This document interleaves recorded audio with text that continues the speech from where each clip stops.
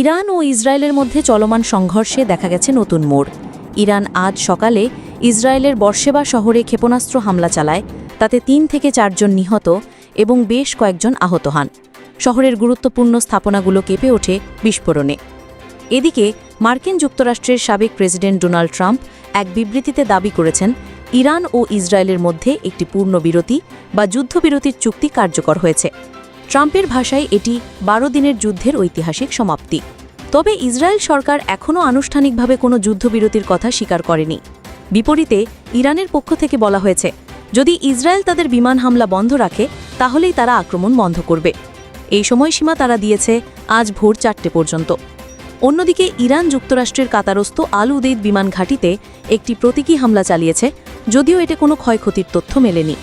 এখন প্রশ্ন হচ্ছে, যুদ্ধ কি সত্যিই থামছে নাকি আরও বড় সংঘাতের দিকে এগোচ্ছে মধ্যপ্রাচ্য? আপনার মতামত জানান কমেন্টে, আর সাবস্ক্রাইব করুন আরও আপডেট পেতে।